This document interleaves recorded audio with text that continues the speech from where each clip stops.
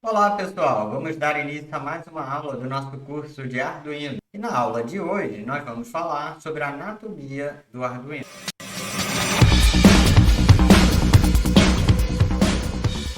Sejam bem-vindos então. Na aula de hoje nós vamos falar sobre a anatomia do Arduino. Nós já vimos em aulas anteriores uma ideia geral de como ele funciona. Então aqui a gente tem aqui o modelo de uma placa Arduino e a gente tem aqui dois elementos-chave que geralmente farão parte do nosso projeto de uma sketch com Arduino. No geral, a gente vai ter pelo menos um sensor que vai receber alguma informação do meio exterior e vai trazer ela para dentro do Arduino. E teremos também um ou mais atuadores, que através de comandos feitos, programados no Arduino por nós, acionarão e modificarão, né, alguma coisa que está no meio exterior, né, no sentido contrário do que é feito com o sensor. E vamos então agora olhar a anatomia da placa Arduino. Nós vamos usar como exemplo a placa Arduino Uno versão 3, que é a placa mais comum da gente ver, da gente utilizar em Arduino. Nós temos também a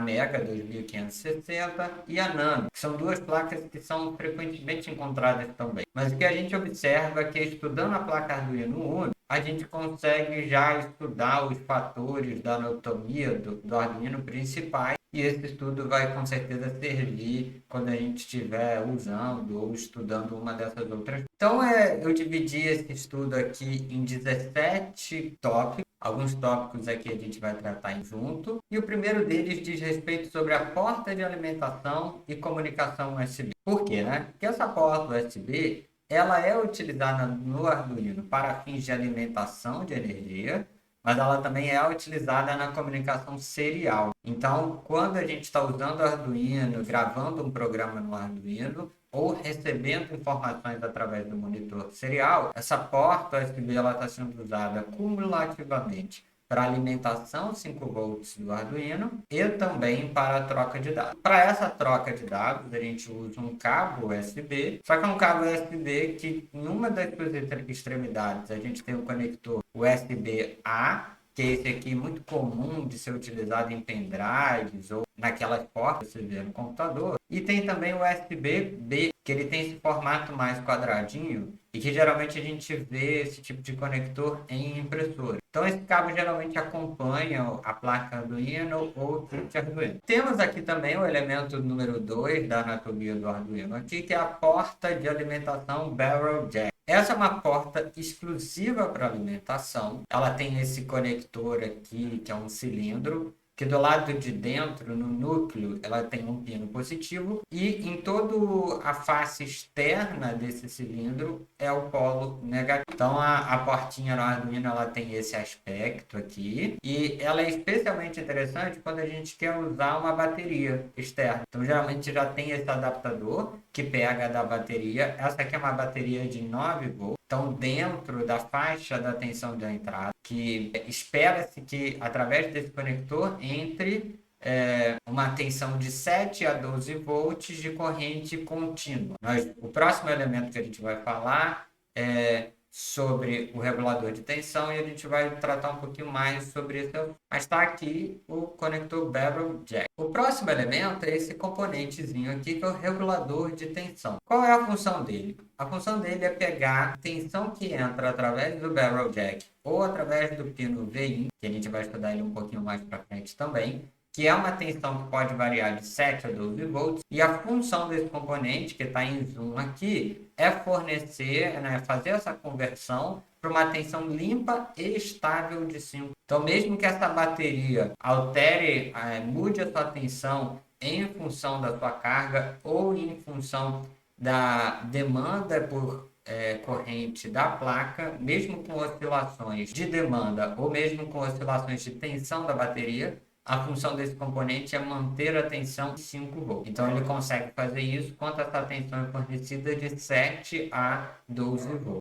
Cabe salientar que o regulador de tensão só é utilizado quando estamos alimentando o Arduino pelo Barrel Jack ou pelo VIN. Quando essa tensão é fornecida pela porta USB, ela já vem em 5 volts, então esse circuito acaba não sendo utilizado. Temos aqui também o oscilador de cristal. Nós vimos em aulas anteriores que o microcontrolador ele é bastante autossuficiente. Ele já tem boa parte dos elementos que ele precisa para funcionar. Mas um dos elementos que fica do lado de fora é o oscilador. Então a gente tem esse oscilador aqui de 16.000 que está sendo usado aqui, que significa que ele é de 16 MHz ou 16 milhões de Hz. Essa é a frequência que é fornecida para o microcontrolador e que é o clock do microcontrolador. A gente tem aqui, estudando dois elementos de uma vez só, é o 5 e 17, que são as duas formas possíveis da gente fazer o reset na placa. Então, o Arduino pode ser reiniciado de duas formas. Uma delas é através do botão reset que está aqui na própria placa. Então, o botãozinho fica nessa parte aqui, que quando você aperta, ele reinicia o Arduino. E você pode também ter um botão de reset externo. Digamos que você esteja usando o Arduino para construir um produto que tem um gabinete e você queira ter esse botão de reset lá do lado de fora. Então você vai e coloca aqui, associa um push button aqui dentro desse pino e com isso você vai conseguir ter esse reset externo. Tem aqui um zoom também para isso. Temos aqui estudando vários pinos. Esse aqui a gente pode chamar de barramento força, né? O barramento de power. A gente vê que tem alguns barramentos no Arduino, a gente vai falar sobre ele. E o primeiro deles é o barramento de power. Então aqui a gente tem uma sequência de pinos, cada um com uma função. O pino de 3,3 volts fornece uma tensão de 3,3 volts de saída. Isso foi uma novidade que surgiu no momento que eles inseriram esse microcontrolador, porque esse microcontrolador ele já tinha essa possibilidade de fornecer 3,3 de saída. Então foi uma possibilidade a mais que se abriu. A depender do shield, do componente que ele está utilizando, você pode precisar dessa tensão de saída. Então é uma forma interessante aí da gente ter uma tensão a mais no nosso projeto. A gente tem um pino de 5 volts que fornece os 5 volts saída. Nós vamos estudar um pouco mais pela frente, né, que a corrente que passa por essa porta ela é maior do que a corrente que poderia passar pelos pinos digitais. Temos aqui a porta de ground. Existem vários pinos GND no Arduino. No caso do Uno aqui existem 3. Então a gente tem aqui duas portinhas GND aqui embaixo e uma portinha GND aqui. Esse é o ground, né? O terra que a gente vai usar em todos os circuitos que a gente vai fazer com o Arduino. Esse aqui é o Vin, que é o pino que a gente falou um pouquinho atrás. Você pode querer alimentar o Arduino através do pino Vin. Você pode entrar com a tensão na placa por aqui, ela pode ser alimentada. Então, é a terceira forma de alimentação. Pode ser pelo USB, pode ser pelo Barrel Jack ou pelo Vin. Vamos lá, então, de portas analógicas de entrada. Então, aqui a gente tem o segundo barramento que a gente vai estudar, que é o barramento de portas analógicas. Mas não é somente portas analógicas, mas você vê que ele deixa frisado aqui, que é de portas analógicas de entrada. Então, essas portas, quando usadas na modalidade analógica, elas só podem ser usadas para entrar. Então, esses pinos eles podem ler o sinal de um sensor analógico, como um sensor de umidade, um sensor de temperatura. O que tem acoplado aqui nesse? São conversores analógicos digitais do microcontrolador Atmega 328. No caso desse microcontrolador, ele tem uma resolução de 10 bits. Então, ele vai converter um sinal analógico em um sinal digital de 10 bits, ou seja, de valores entre 0 a 1023. E ele vai fazer isso através de um mapeamento, que na prática é uma regra de 3, que a gente vai ver no próximo slide. Então, se a gente for olhar, como ele pega os 5 volts e divide por 1024, então a menor tensão que ele consegue ali detectar, que seria o valor 1, é 4,88 milivolts. Então, ele trabalha dentro dessa faixa e ele vai incrementando de 1 em 1 ao passo de 4,88 milivolts, quando ele está configurado com a tensão de referência em 5. Aí a gente tem aqui então a função analog read, que faz a leitura analógica. Aí você precisa especificar apenas o pino, seria o pino A0. E qual é a função, né? O que essa função faz? Ela retorna um inteiro entre 0 e 1023, quando usa o conversor de 10 bits, ou entre 0 e 4096, quando se usa o conversor de 12 bits, a depender da tensão recebida na porta. Então, essa tensão ela pode variar, por exemplo, de 0 a 5 volts, de 0 a 3,3 volts, de 0,1,1 volts, a partir da configuração que a gente vai fazer. E eu vou mostrar isso ainda no próximo, ainda nessa aula, que é o do Analog Reference. Então, o que ele faz é essa regrinha de 3. Aqui no gráfico, a gente está vendo um conversor AD de apenas 3 bits, para simplificar. Mas, à medida que essa tensão vai sendo aumentada, o valor aqui da saída digital também vai sendo aumentado. Então, basicamente, o que ele faz é essa regrinha de... O elemento 11 da arquitetura é o microcontrolador principal. cada placa possui o seu próprio microcontrolador principal. Então a gente vê que na Arduino Uno ele usa o Atmega 328P. Esse P significa o tipo de encapsulamento que é utilizado. Vocês podem ver que no Arduino Uno ele tem esse encapsulamento aqui no formato de um socket que é possível desencaixar o microcontrolador. Então, se ele queimar, você consegue substituir. Nas placas Nano e Mega 2800 já se usa um encapsulamento SMD. Então, o que a gente consegue ver aqui que o chip ele fica soldado então isso é uma forma que é mais compacta, mas não oferece essa possibilidade de tirar e colocar o microcontrolador. Aqui a gente também tem os pinos ICSP. É possível que você use Arduino por muito tempo sem precisar usar esses pinos, mas é interessante a gente saber para que serve. Então eles servem para dar a capacidade de programar diretamente o microcontrolador. Quando a gente programa a placa Arduino através da interface USB, na verdade a gente está se comunicando com o bootloader, que é um programa que a gente vai ver em umas aulas aí para frente, mas ele é resumidamente, o que o bootloader faz? Ele, quando liga o Arduino, ele tenta descobrir se é para iniciar a sketch ou se é para fazer uma gravação. Então, ela fica esperando comandos aqui na porta USB. E quando você manda fazer o upload de um código para o Arduino, ele reinicia o Arduino e o bootloader troca essa comunicação com o computador. Aí eles decidem. Mas em algumas situações, ou quando você substitui aqui o meu controlador, ou quando dá um problema no meu controlador, você pode perder esse bootloader. Nesses casos, você vai precisar gravar o bootloader no microcontrolador. Nesses casos, você vai usar essa interface ICSP. A gente pode ver que tem duas interfaces ICSP nessa placa, né? Tem essa que comunica com o microcontrolador principal e tem essa segunda interface que comunica com o microcontrolador secundário, que é esse aqui utilizado na comunicação TTL, né, o serial USB. É interessante salientar que você pode usar também o Arduino para gravar um outro Arduino, que é uma situação comum quando você não tem um gravador ICSP. Então você usa o Arduino para gravar outro Arduino. Então você se comunica com esse Arduino aqui, encaixa esses pinos ICSP num segundo Arduino que está sem bootloader. Então você pode usar essa interface também para entrar programa para o microcontrolador, mas pode usar essa interface também para gravar programa num outro microcontrolador. Então é interessante conhecer aqui a função desse. Temos aqui também o pino 13, que é o LED indicador de energia. Esse LED, que está situado nessa região aqui da placa, ele acende quando a placa está energizada. Então, seja energizada pela porta USB, seja energizada pelo Barrel Jack ou energizada pelo VIN, esse LED vai acender quando a placa estiver energizada. Pinos 14, os LEDs de TX e RX. Então aqui, pessoal, ó, a gente vai ter aqui dois LEDs, TX e RX. O TX é quando ele está transmitindo informação pela porta serial. Então, quando o seu Arduino estiver mandando um dado pela interface serial, esse LED vai piscar. E RX quando ele estiver recebendo. Vocês vão perceber que durante a gravação do programa, esses dois LEDs podem acender porque ele está trocando informações do computador. E a frequência que eles piscam vai depender